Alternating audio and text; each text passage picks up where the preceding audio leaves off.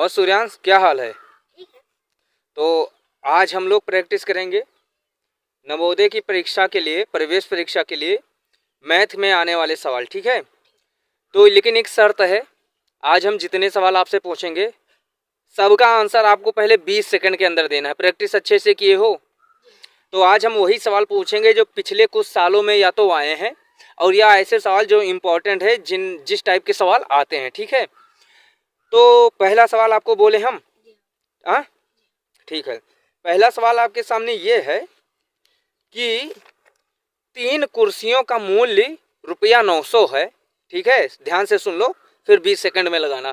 3 कुर्सियों का मूल्य ₹900 है, तो 2 दर्जन कुर्सियों का मूल्य क्या होगा? 3 कुर्सियों का मूल्य 900 है, तो 2 दर्जन कुर्सियों का मूल्य क्या होगा?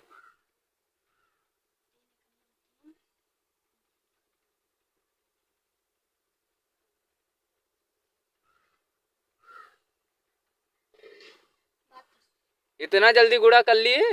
प्रैक्टिस बहुत कसके किए हो लगता है। तो 7200 आंसर तो आपका सही है, 7200 होगा, ठीक है? इसको किए कैसे हो, इसको बेसिक बता दो। जो लोग देख रहे हैं बच्चे जिनका एग्जाम है वो भी समझ जाए कि तुम 7200 कैसे लाए हो। तो क्या किए हो इसमें, ये चीज बता दो। 3 कुर्सी 900 की। हाँ, तो एक कुर्सी का मूल्य निकालने के लिए हाँ 3 से भाग दो। किसको दोगे? 900। ठीक है, हाँ फिर तो 300 आएगा। हाँ तो एक दर्जन में 12, हाँ, तो 2 दर्जन में 24। बहुत सही। तो 300 को जो 24 से गुणा करेंगे तो 7200। 7200 होगा। ऐसे ही लगाना है, बहुत सही। ऐसे ही लगाओगे तभी आपके पास टाइम बचेगा, क्योंकि जो सबसे ज्यादा टाइम आपका किस में लगेगा? रीजनिंग में। किस में लगेगा? अच्छा ये बताओ, जो आलेख वाला हिंदी आता है उसमें डरना मत। उसमें अगर तुम अच्छे से पढ़ लोगे अनुच्छेद वाला ना, तो आराम से हो जाएगा। हो जाता है ना? कितना अनुच्छेद पहुंचा अभी? अभ्यास प्रश्न वाली पूरी खत्म हो चुकी है। हाँ, और विगत वर्षों हाँ हाँ वाले में 53 अनुच्छेद पहुंच गए ना? बहुत सही है। तो ठीक है, अब इसके बाद में हम आपसे पूछेंगे अगला सवाल, ठीक है? इसको तो पहला सवाल तो सूर्यांश बहुत सही बताए हो। अब आपके सामने आ रहा है दूसरा सवाल। अच्छा, ये सारे वो सवाल हैं जो या तो परीक्षा में पूछे गए हैं, ठीक है, या तो ऐसे सवाल आने के चांस है, ठीक है? लेकिन लगाने की स्पीड यही होनी चाहिए। तो अगला जो प्रश्न है ये कह रहा कि एक श्रमिक, श्रमिक मतलब समझते हो ना, मजदूर या काम करने वाला। एक श्रमिक की 5 दिनों की मजदूरी 330 रुपये है, तो उसकी 15 दिन की मजदूरी क्या होगी? जी हाँ, हम ट्रिक से लगा रहे हैं, बाद में समझा देंगे। हाँ, ट्रिक से लगा दो।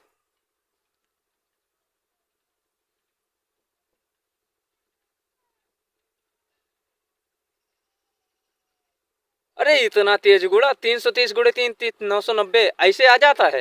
ये प्रैक्टिस करने से आया है या इतना तगड़ा गुड़ा कर लेते हो? प्रैक्टिस करने से। बहुत सही, चलो सही बोल दिए। इसका मतलब इन सवालों को बहुत बार लगाए हो ना, इसलिए आ जाता है। इसमें किया क्या हो एक बार बता दो। 330 5 दिन की मजदूरी है, तो 15 दिन की मजदूरी 990 रुपये। आपका आंसर तो सही है, किए क्या हो ये बता दो। एक दिन की पहले मजदूरी निकालेंगे, हाँ, तो उसको 5 से भाग दिए हैं, 3 से 30। ठीक है। फिर 15 दिन की मजदूरी पूछ रहा है, तो हम गुणा कर। तो 330 को 5 से भाग। अच्छा, तुम तो ट्रिक से लगा दिए हो, लेकिन जो बच्चे नहीं जाए, एक दिन की मजदूरी निकाल के बताओ कैसे निकालोगे? एक दिन की मजदूरी, हाँ, ऊपर नहीं, नीचे नीचे नीचे। हाँ,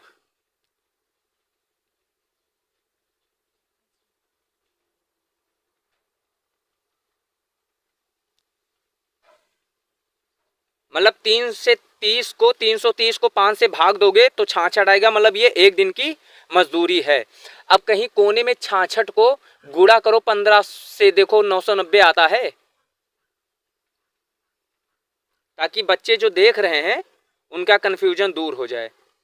एक दिन की मजदूरी 66 रुपए थी। 90, हाँ, के 0, हाँ, 90, हाँ 99, बहुत सही, 990 आ गया। मतलब ये तरीका सही है। मतलब 330 को 5 से भाग दिए तो एक दिन की मजदूरी 66 रुपये आई। अब 15 दिन का पूछ रहा है तो 15 से गुणा कर दो, यही तो। बहुत सही। अगला सवाल है सूर्यांश, ये थोड़ा सा डिफिकल्ट है, सवाल को पहले अच्छे से समझ लेना। सवाल कह रहा है कि 1 किलोग्राम चीनी का मूल्य 50 रुपये है, तो 5 रुपये में कितनी चीनी मिलेगी? अच्छा, सीधा लगाओगे? चलो कोई बात नहीं।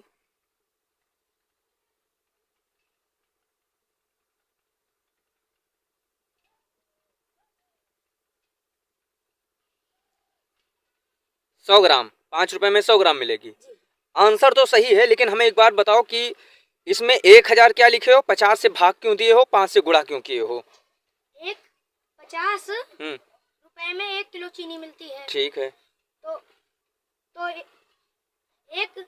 एक किलोग्राम में हाँ। 1000 ग्राम होता हाँ, है, ठीक है। इसलिए 1000 ग्राम लिखे हैं। हाँ।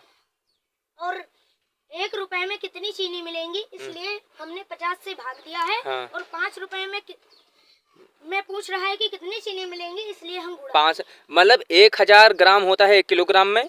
एक मतलब 1000 ग्राम या 1 किलोग्राम बोल सकते हो, 50 रुपए में मिलेगा। तो 50 से भाग करने पर 1 रुपए में कितने मिलेगा ये निकल आएगा ना। और 5 रुपए में पूछा है तो 5 से गुणा कर दो। लेकिन तुम सीधा ट्रिक लगा दी हो, इकट्ठे ही लगा दी हो। वैसे अलग अलग करना होता तो क्या करते, 1000 ग्राम को 50 से भाग दे दो, फिर कितना निकल, 1000 को अगर 50 से भाग देते तो लगभग 20 निकलेगा ना, 20 ग्राम। बहुत सही। तो 20 ग्राम यानी 1 रुपए में 20 ग्राम मिलती। 5 रुपए में पूछा था तो 20 को 5 से गुणा कर देते 100 ग्राम।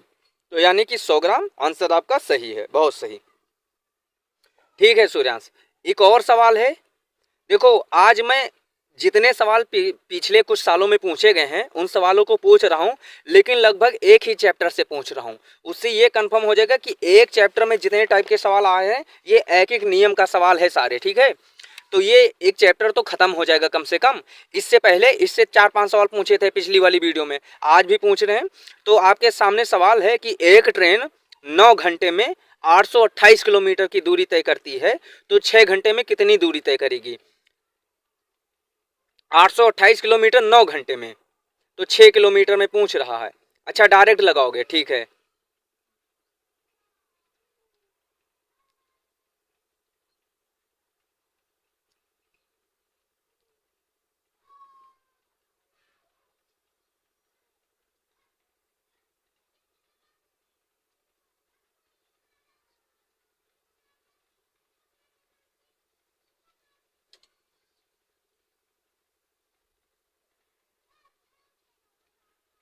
आंसर 552 आंसर तो आपका सही है, लेकिन इसको अगर बेसिक तरीके से लगाने हो तो क्या करेंगे ये बताओ।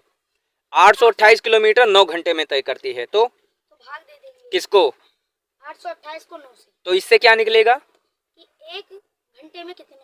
हाँ, अगर 828 को 9 से भाग करोगे तो ये निकल आ गया 1 घंटे में कितनी दूरी तय करती है, और जो भी आएगा उसको 6 से गुणा कर देंगे। ठीक है, तो आपका आंसर आ जाएगा। तो आपका आंसर कितना आया है? 552। बहुत सही, आंसर आपका सही है। ठीक है, तो सूर्यांश आज का एक आखिरी सवाल है आपसे, और देखते हैं इसको आप लगा पाते हो कि नहीं। लेकिन इसका सबसे पहले आप बेसिक समझाओगे, कैसे लगाओगे। पहले शॉर्टकट मत यूज करना, फिर शॉर्टकट में लगा देना भले ही। ठीक है, तो बेसिक में चाहे जितना टाइम लो, शॉर्टकट 20 सेकंड के अंदर लगना चाहिए। तो सवाल ये कह रहा है कि जूस के 8 डिब्बों का कुल मूल्य 480 रुपए है, तो जूस के 11 डिब्बों का मूल्य क्या होगा? तो जूस के एक डब्बे का मूल्य हाँ निकालने के लिए हाँ 480 को हाँ 8 से भाग देंगे। ठीक है,